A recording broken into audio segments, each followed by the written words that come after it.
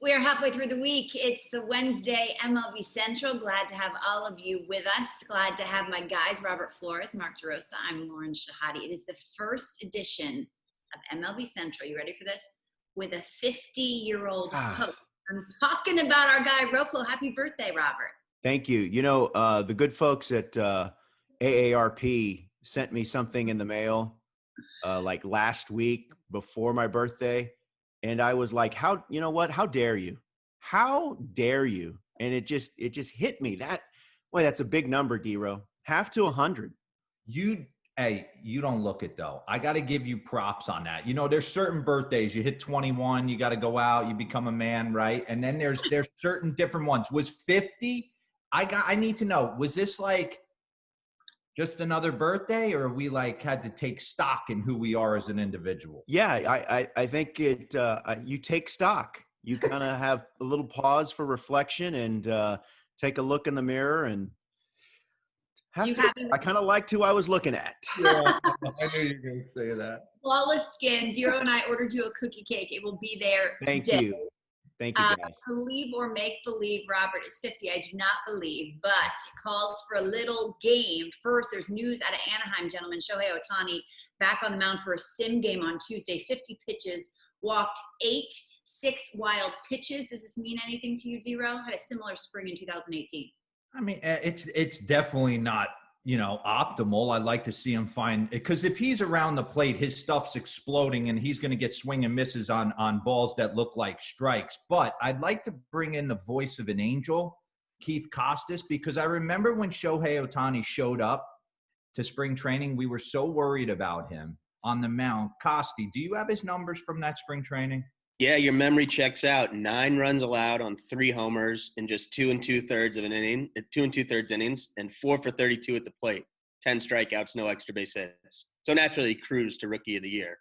Absolutely. And I think I watched him pitch against Oakland in the regular season. I think it might have been his first or second start, and he was literally unhittable. So Ohtani is the least of my concerns. The Angels as a collective are a concern for me. Okay, which leads me to my first question of the day. Believe or make believe Ohtani will start a postseason game this year, Robert? Yeah, that's make believe for me. I love the Angels offense, but man, that rotation beyond Ohtani, it has some question marks. Now, Julio Teheran, a very sturdy pitcher. Dylan Bundy, great stuff, but hasn't always been able to be consistent and consistently successful. So it's make believe for me. Come on, Mike Trout, prime time, Anthony Rendon. I love it. I've played on teams like this in Texas. I really have, like where we mash. I mean, this lineup's going to mash, but the bottom line is, can you get a couple guys to pitch above their pay grade? You're asking a heck of a lot of Shohei Ohtani. We don't know how much Billy Epler and Joe Madden are going to use him, first off. So you're asking Heaney to pitch to a 1, Teheran to pitch. Tehran's been damn good for a lot of years, so I think he'll be okay. Bundy to pitch to a 1. You're asking guys to do a lot, and then the bullpen to pick up slack. And they're going to be playing the NL West and the AL West. There's some Oakland and Houston and the Dodgers and Arizona. They got a lot of work to get through that. The lack of pitching depth is exposed over 162. I wonder how it will turn out over 60. We'll see that. Meanwhile, in the Bronx, Aaron Judge played right field in an inter-squad game, said afterward he is game ready. He's been saying that for quite some time. I asked you the other day how many home runs you would hit over the course of 60 games, D-Ro. Aaron Judge hits 20. Believe or make believe? Go.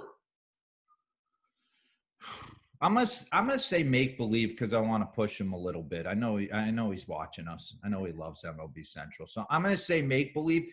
I'm really want to dive into the psychology of these superstar players playing with no fans and the impact that it potentially could have both negatively and positively. Certain guys are gonna really be able to focus. You could see it in golf. I've been watching a lot of golf. And you see the guys that enjoy not interacting with fans really lock in, and the guys that almost miss that like mythical like attention. So I think he's one of those guys that eats up people being in the stands. I'm gonna say make believe.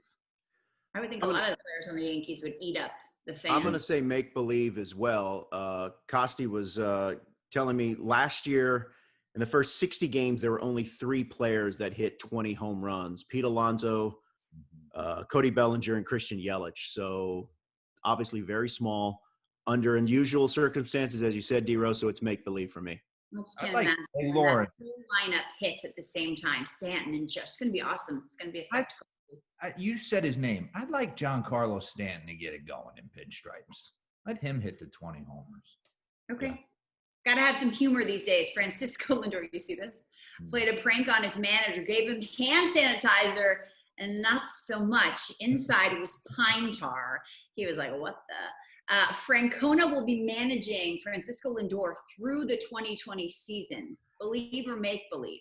I thought believe right away because I didn't know how many transactions would happen. Right.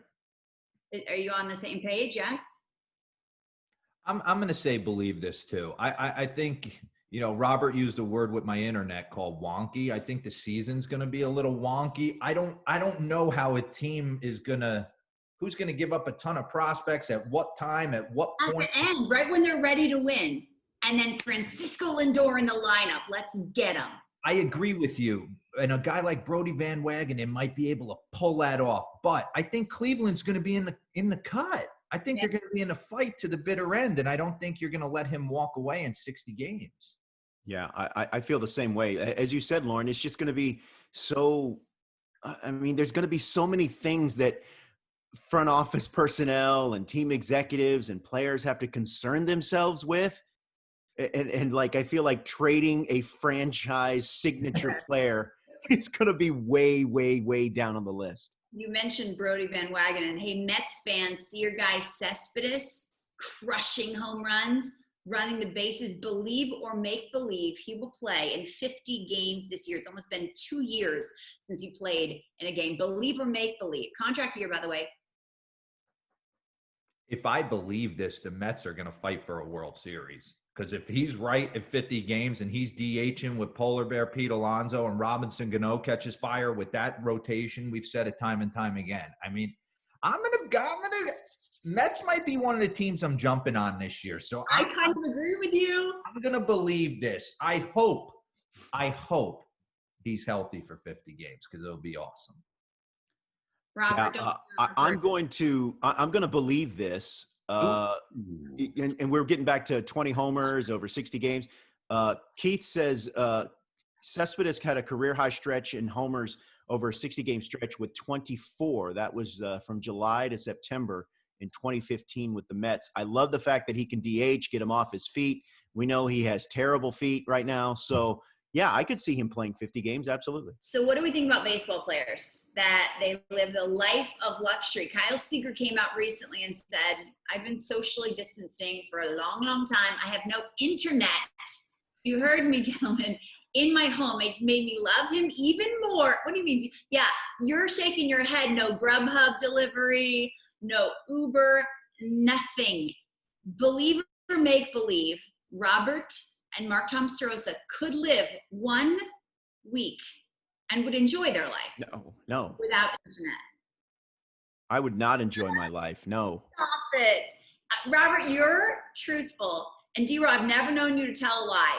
And I feel like you're telling one now. No, I could be without it. A matter of fact, I find myself just like, it's part of my day. It's become a habit now. I am just locked in on Twitter. I'm done with Instagram.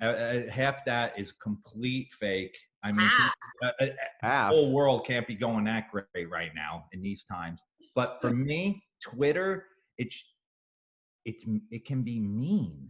So it kind of hurts to read. Really? What do you say about Twitter, Robert? That it's an awful, awful place. But I get so much info from it. But I could go without it all for a week. You can't order your meatball parmesan and get it delivered to your house. Nothing. I'll be on a sandy beach listening to somebody pick a guitar with a fishing pole in the water, and I'll be drinking a little drink with it. I'm good for a week. And Robert will be miserable. I gotta stay connected. There's a lot of, all these videos of dogs doing cool things and cat videos. And then, you know. Karens, now the Oh. Karens. Oh, geez. All right, we probably should end it now. We should end it a long ago. Kyle Seeger has not seen our videos, our MLB Central videos on the internet, but he is in luck. We will be on the tube starting July 23rd on MLB. Back in studio. Let's go. Back in studio on the Crush Red Velvet distanced.